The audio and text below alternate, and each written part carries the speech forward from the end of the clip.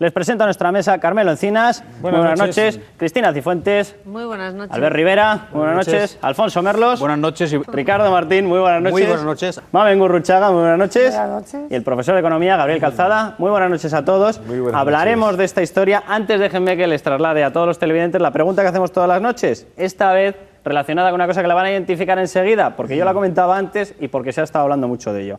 ¿Quiere el gobierno amordazar a las televisiones independientes justo antes de las elecciones? Gabriel Calzada, ¿en qué situación estamos realmente con el tema de las cajas? Porque la aparición de la noticia venía precedida de muchos comentarios de expertos diciendo, a ver, las cuentas de las cajas no se las cree nadie. ¿En qué situación real estamos?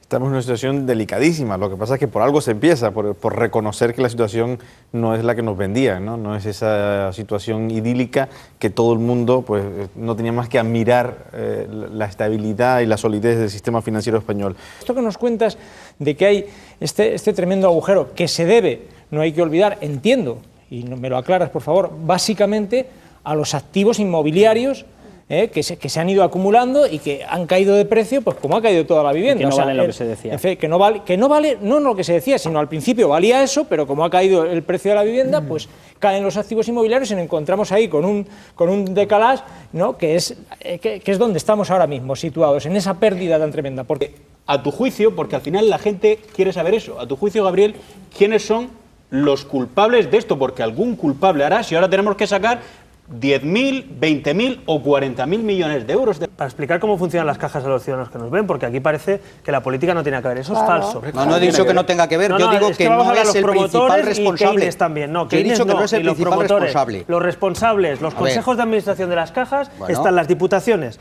las comunidades autónomas, los ayuntamientos y los sindicatos, básicamente. Y en algunas, sí, pero quien controla y quien reparte el bacalao, vamos a hablar. Luego quiero que hablemos de esos pactos entre políticos y sindicatos. En cada caja de ahorros depende el peso, tiene más o menos peso cada entidad, pero son los políticos y las leyes que han permitido a las cajas expandirse por toda España, que han permitido que las cajas funcionen no solo con obra social, comprando carteras industriales. ¿Qué hacen las cajas con Endesas, Telefónicas, concesionarias como lobbies y como monopolios? A ver, te lo digo yo, servir de brazos empresariales de los políticos de las entonces han controlado empresas a través de chiringuitos pues financieros por tanto, suyos. Y lo digo creo que con legitimidad de ser un empleado en excedencia de una caja de ahorros, lo digo con esa legitimidad, las cajas o vuelven a ser obra social o tienen que desaparecer. Porque para ser carteras industriales al servicio de la política, eso es competencia desleal con los bancos. Yo creo que hay sido más ligeras a la hora de dar créditos, porque se suponía que el crédito además pertenecía, era parte de su labor social el dar crédito, y han caído más que los bancos en la trampa. Oye, la morosidad de la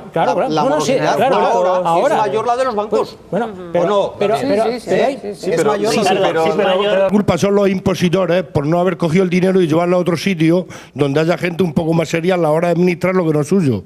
La gestión en todas las cajas no ha sido igual. Y ha habido cajas que han estado bien gestionadas, ha habido cajas que han estado mal gestionadas y luego ha habido cajas que han estado, digamos, con comportamientos delictivos, que en estos momentos sus responsables van a tener que dar cuenta a los tribunales. El problema es cómo está diseñada la participación institucional. Yo creo, precisamente con el fin social que estamos diciendo que tienen las cajas de ahorro, seguramente pues es un error que solamente haya por la parte social pura participación de los sindicatos. Yo quiero decir una cosa, Carmelo, cuando hemos cuestionado, antes de la crisis, cuando hemos cuestionado las cajas de ahorros, el cuestionamiento venía precisamente, él dice, porque tenéis manía los políticos. No, teníamos manía los políticos, no, porque por los políticos y por los sindicatos las cajas estaban siendo mal gestionadas. En el año 2008 dimos 50.000 millones de euros de aval público para rescatar el sistema financiero. Los dos grandes partidos lo dieron en el Congreso y los dos grandes partidos forman parte de la mayoría de cajas vía instituciones. Sí. Bueno, pues 3 años sin abrir el crédito. Y esos señores tienen voz y voto en los consejos de administración. Y eso es una irresponsabilidad, porque se les da un aval para que abran el crédito con esa excusa y están callados, iba a decir una palabra, callados votando a favor. Es que las cuentas están muy mal. Pues no nos vendan que eso es para abrir el crédito. Eso es para maquillar los activos que sabes que van a valer menos. Y el problema es que ahora, pero 3 años y medio después nos dicen, es que hay un agujero y tal. Pues eso es una irresponsabilidad, porque formas parte, estoy de acuerdo, Carmelo, no lo gestionan, pero forman parte y votan. Quiero decir es que eso es importante. Rodrigo Rato no hace lo que le dice José Ricardo Martínez. Y cuando decíamos que el dinero era para maquillar los resultados, decían, no se puede usar para eso el dinero. Bueno, las mismas personas que están controlando los planes de pensiones, las mismas personas que están paralizando las reformas en este país, esas mismas personas tienen una cobertura por parte de la Fiscalía para decir que todo eso no era constitutivo de nada y quedar totalmente limpios. Esa es la situación en la que estamos en estos momentos. Y los controladores ahora también les dejarán en paz, porque ¿qué delito han cometido? Y los hechos eran esos. No eran insultos, no eran injurias, no eran amenazas. Es que se estaba señalando el domicilio particular del presidente de la comunidad autónoma y es que se ha agredido a su hija. Y es que hemos visto cómo había determinados dirigentes de un partido político, que era el Partido Popular, que es que en determinados momentos se han refugiado, se han tenido que refugiar donde han podido. Hay que volver a reventar la ciudad. Lo llevan claro. Bueno, pues quédense con eso, porque no es constitutivo de nada. Para reducir gastos, que es algo que se le impone desde Madrid. Es decir, Madrid, de parte del déficit, que por cierto es una mínima parte, la responsabilidad es de las comunidades autónomas, con lo cual las comunidades autónomas tienen que reducir gastos. Concluye, Carmelo. Tener la honradez de esperar la investigación policial, a ver de qué va la cosa. Pero si alguien Gabriel. Y se pone a recoger crédito y se mete en una fiesta muy grande y emplea a mucha gente en esa fiesta, luego va a haber que recortar esos puestos. ¿Y eso genera una conflictividad? Sí, pero una conflictividad en la que los sindicatos estuvieron metidos. Oye, ahí hay un representante de un sindicato que vive de las cuotas, déjanos también tú hablar a los demás. Perdóname. A ver, volviendo al tema de Murcia. A ver, yo creo que hay que diferenciar efectivamente esa agresividad. Lo que pasa es que en este país no todo el mundo condena igual todo. Pues no sé si me explico. Es decir, hay cierta mirada hacia otro lado, ciertas personas que permiten que ciertas cosas pasen. Y a mí eso es lo que me parece mal. A mí, como demócrata, cuando alguien agrede a alguien o cuando hay una manifestación que se tiran huevos o se insulta a la hija del consejero, sea del PSOE, del PP o de quien sea, me parece mal y hay que salir a pies juntillas a cerrar eso. Y eso es lo que me preocupa, que algunos digan es que se lo merece, es que fíjate tú los recortes que ha pegado, es que fíjate tú, claro, es que se ha pasado con sus declaraciones. No, si es que va a tener que pedir perdón finalmente el agredido. No se puede amparar de ningún modo. Y la legitimidad que se gana o ganan aquellos por el silencio de otros es lo preocupante de este país, el sectarismo y la intolerancia. Y eso en Murcia, el delegado de gobierno ha sido un irresponsable. Porque el delegado de gobierno ante la escalada, déjame acabar, por favor, que yo no os interrumpo. El delegado de gobierno ante la escalada del caldo de cultivo que se está generando, que yo no vinculo para nada a la agresión, como dice Carmelo, hay que esperar, pero sí que es cierto que ha generado un caldo y le quitaba hierro. Hay declaraciones que le quitaba hierro a lo que estaba. No es para tanto, no sé qué. Oiga, un delegado de gobierno tiene que velar por la seguridad, sea del PP o sea del PSOE, y eso es lo que no ha hecho. Sí, para que nos hagamos una idea de qué persona estaba al frente del Partido Socialista en el Pacto de Toledo negociando, por llamarle algo, el futuro de sus pensiones. Atención. Yo creo que es evidente que no entendáis nada, yo tampoco, en esa redacción que hemos hecho y que más o menos todos hemos estado de acuerdo. ¿Quién sabe cuándo se irá? ¿O si se irá? ¿O no se irá? Las comunidades autónomas que tienen sus propios impuestos obtenían recursos para hacer cualquier tipo de disparates. Ese es un problema de la relación de los políticos con los ciudadanos.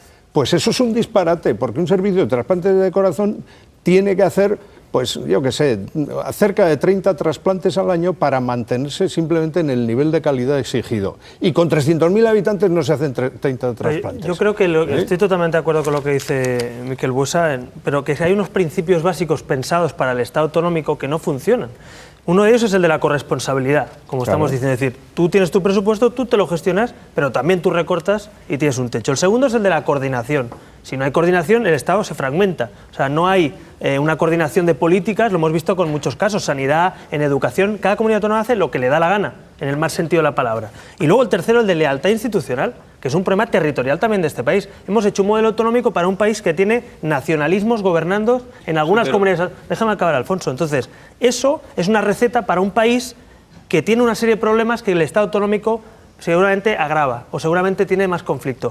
Yo creo que tiene que hacer una revisión. Y mi propuesta es una revisión. Pero la revisión no es simplemente acabar con el Estado autonómico. Si queremos Estado autonómico, o te basas en la coordinación, en la lealtad y en la corresponsabilidad, o no funciona el Estado autonómico. España no tiene un problema territorial. Es decir, los territorios de España no son un problema. El problema es lo que hacen los políticos en determinados territorios. Llámale como quieras, Alfonso, pero darle las llaves a un conductor no, es que no es lo mismo. No, es que no es lo mismo. Es decir, es que Galicia ha tenido un problema problema hace unos años y ha tenido un problema porque había un gobierno muy concreto, que era un gobierno de socialistas y de nacionalistas radicales. Y en tu comunidad autónoma en concreto tenemos un problema serio, y es que hay un gobierno, como lo había hace 4 días, que está en claro desafío con el Estado, no con el Estado español, con el Estado de derecho, y que anuncia y amenaza con la violación de las leyes y está violando las leyes. El problema no es de los territorios, y lo que hacemos es que se cumpla la Constitución. Funcionarios en la comunidad andaluza, lo mejor que le puede pasar a alguien es trabajar para la Junta.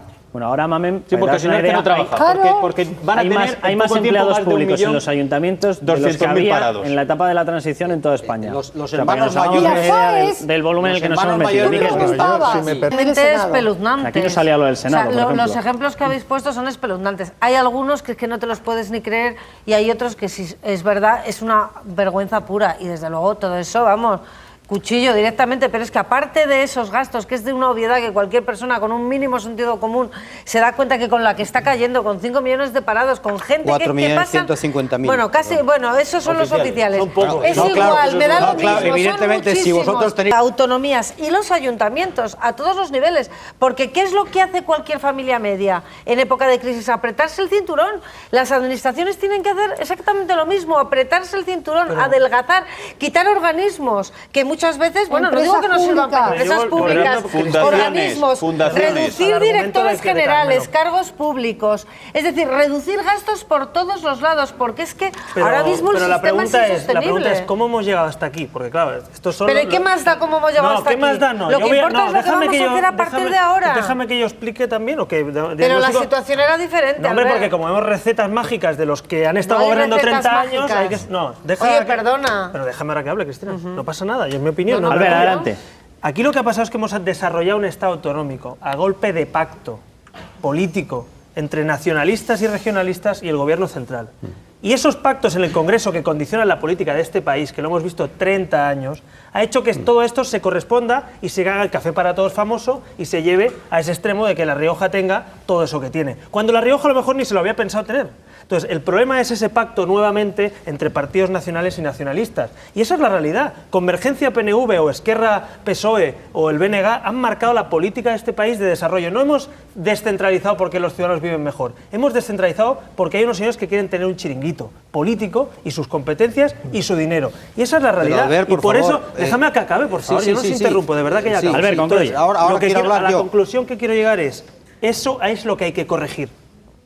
Que no lleguemos a desarrollar un Estado no por sentido de Estado, por mejor servicio, sino, hombre, para que estén contentos mis socios. Claro. Ese es el problema de España. Si de eso no caben dudas. Por eso Aznar y Zapatero, cuando dicen esto estos días, deben decir por lo menos un poquito mea culpa. Por lo menos un poquito nos hemos equivocado.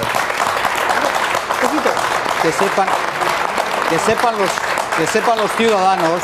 Pues les voy a narrar la noticia, agárrense porque es tremenda, ¿eh? Atención. Varios dirigentes del Partido Socialista en Melilla y de Coalición por Melilla, la coalición que tienen, han sido imputados por un delito electoral. El delito electoral en cuestión no es ni más ni menos que el haber estado mandando una oleada de más de 100 cartas a parados, ofreciéndoles puestos de trabajo convocados por las oficinas públicas suyas, ¿vale? En medio del proceso electoral del año 2008, ofreciendo puestos a cambio de votos. No, simplemente, no vas a terminar en 10 segundos, el Partido Popular se abstuvo, punto número 1, y quien lo denunció fue un socialista. Fin del tema Roya. A ver, la estrategia balones fuera se ha terminado. Una expectativa y de haberles ofrecido un puesto de trabajo a cambio de un voto. Y no quiero escuchar ni rollanes ni historias, porque en estos momentos estamos hablando de semejante barbaridad. Lo concreto de Melilla, yo creo que aparte de que sea delito o no, hay consecuencias políticas y una visión política, no solo lo que diga la justicia. Y esto es inmoral y denota también una forma de entender la política de unos inmorales que confunden a lo mejor lo que piensan y ya lo han hecho directamente, que es cómo compro votos. Y se les ha ido la mano. Y por eso es inmoral. Pero dicho eso, sí que me preocupa una cosa de lo que estamos viendo en esta mesa, que pasa muchas veces, ¿no? Que es esa sensación de, como decías tú, de tirarse la pelota. O sea, en este país, hasta que no hagamos un pacto entre los partidos políticos para expulsar la corrupción y se ponga encima de la mesa que los imputados no van en lista, que los partidos tienen comisiones internas, que se paga con el dinero de la subvención pública lo que uno roba de un cargo público. Hasta que no tengamos esa responsabilidad de los partidos, será un tú más y tú más, pero no hay soluciones. Y los ciudadanos que nos ven, creo que también sentirán impotencia de pensar, que lo haga uno del PP o del PSOE, da igual, es inmoral y es una barbaridad, una canallada. Entonces, no es la solución de quién es, sino qué es lo que pasa y que no se trabaja desde dentro. Lo que dices tú del pacto, en este país nosotros hemos propuesto y nadie lo quiere firmar. Hicieron un pacto antitransfugismo. Bueno, aquí no hay acuerdo que valga, porque ¿sabes qué pasa? Pues vuelvo a pedir que hablemos del tema del que estamos hablando. Banco de España, Gran Vía, Callao, Santo Domingo, Plaza de España. Yo creo que va a ser mejor casi que demos la dirección donde la gente lo puede consultar, que es www.adesorg.es. Acabado en G, ¿verdad? Exactamente, sí. Adesorg.es. Pues esa es la primera movilización que va a empezar a haber de parados. Y bueno, el caso que narra ya es que es tremendo, porque además encima conjuga todo de lo que hemos estado hablando en el programa, por si había alguna duda de la magnitud del problema. Hay un tema que he introducido que digo que por lo menos el Parlamento Autonómico de Cataluña, desde Ciudadanos lo vamos a llevar, también me consta que hay algún otro partido que lo va a instar y que se tiene que cambiar en el Congreso, que es la reforma a la ley hipotecaria. Como bien decía, hoy como mucha gente sabe, te ejecutan tu casa, te echan y encima tienes no que dejar las llaves e irte, sino que seguir pagando los intereses y el préstamo. Y eso es una gran injusticia, que por lo menos cuando dejas tu casa no tengas que estar en deuda muchos años. Eso creo que le pasa a muchos españoles, hay que cambiarlo inmediatamente. Yo creo que socialmente eso es una reclamación, ha empezado por los inmigrantes, quiero recordar, porque eran los que sufrían de forma muy inmediata esto, pero claro, se ha ido extendiendo ya a toda la población. Yo creo que sirve que se tomen ciertas medidas si tú no amplías el número de personas que están cotizando. Ese es el verdadero problema y eso solo se hace generando puestos de trabajo. El señor Ramón Jáuregui, ministro de la Presidencia, el otro día anunció un CAC nacional. Aunque eso entrará de lleno en el control de la libertad de expresión. Es una tendencia política, en cualquier caso, supongo que común a todo aquel que distribuye la función pública y pone en marcha el poder o la aplicación del poder. Bueno, pues muchísimas gracias, don Carlos Herrera, por habernos atendido. Muchísimas gracias. Alfonso. Gracias, buenas noches. Alfonso, ¿ante qué estamos? ¿Estamos ante un órgano censor? ¿Estamos ante una tentación de control porque tenemos miedo al resultado electoral? Bueno, decía Carlos Herrera, Carlos, que él sabe de qué va el paño. Yo sé también de qué va este paño porque soy periodista de la cadena COPE. No sabemos a ciencia cierta qué es lo que va a hacer este Consejo Audiovisual a nivel nacional. Sí sabemos que es un Consejo Audiovisual a nivel nacional a imitación del andaluz y del catalán. Que si donde han estado tocando el tema de los medios de comunicación ha sido para intervenir interesadamente, ya sea para intentar tapar la boca a alguien o para intentar dar la licencia a alguien de esta determinada manera. Ahora cambiaron en uno. Albert, presidentes ahora. Adelante. Estáis preocupados. Estoy deseando que entre el órgano para denunciaros por crispación, porque no dejáis hablar y entonces me cuesta mucho. Voy a denunciar. Tienes razón. No sé qué me da que la tuya es de las que hacen así, la pisotean un poquillo. No sé por qué. No, sí, pues no digo por explicar lo del CAC en Cataluña, digo porque se está hablando de los políticos, de tal, explicar a los ciudadanos cómo funciona. Es decir, no es que sea el partido el que está, es peor. Porque lo que hacen es designar políticamente en el Parlamento, con el amparo de un Parlamento y ese viso de independencia, a políticos. Es decir, el presidente del CAC era el señor Carbonell, con carné en la boca del PSC de 30 años. Entonces, ese era el presidente del CAC. Ese era el que repartió y quitó licencias a la COPE, a Punto Radio, que algunos denunciamos. Nos quedamos solos, por cierto, también tengo que decirlo, porque algunos partidos designan representantes en esos órganos que hacen lo que quieren esos partidos o algunos grupos mediáticos. O sea, todo muy feo y, para que nos entiendan los ciudadanos, no interesa para la democracia que eso que decía Carmelo, que los políticos y los grupos mediáticos tengan que aclararse y repartirse licencias, y unos ganando y otros perdiendo, no interesa. Y para acabar, tema del órgano censor. A mí lo que me parece más grave, como decía Carlos, es el propio modelo. Es decir, que los que queremos en la libertad no admitimos órganos censores intermedios frente a la justicia. Que los que no creemos en la ley Sinde no creemos en esto, porque es lo mismo, son órganos censores. Es el camino del medio, incluso a veces de buena fe. Debo reconocer que buscando la buena fe debamos arreglar el mundo, pero no ese es el camino es la justicia. Y acabo que no te lo crees. Con no me lo creo. Déjame, Carlos, una propuesta. Digo, si alguien quiere que se acelere la justicia, vamos a hablar de una reforma en la justicia para temas de Internet, para temas de medios de comunicación, de libertad de expresión, de intimidad. Vamos a hablar de eso. Tiene poco que ver con la justicia. No, tiene mucho que ver. Tiene que ver con la política. El argumento para poner tiene esto, que ver con la política. Pero Alfonso, el argumento de algunos para esto es que la justicia es muy lenta. Pues la justicia hay que agilizarla para que sea. Déjame acabar. El problema es la política. Déjame finalizo. Déjame acabar. Rapidísimo. La justicia, lo que necesitamos es una justicia de sumario que pueda analizar penalizar este tipo de libertades y derechos fundamentales. Eso acabaría con órganos censores y no necesitamos esto, que por cierto, además, que lo sepan los españoles, vale 20 millones de euros. Y en Cataluña, solo en Cataluña vale 10 millones de euros. Más que la corona, señores, para que lo sepan.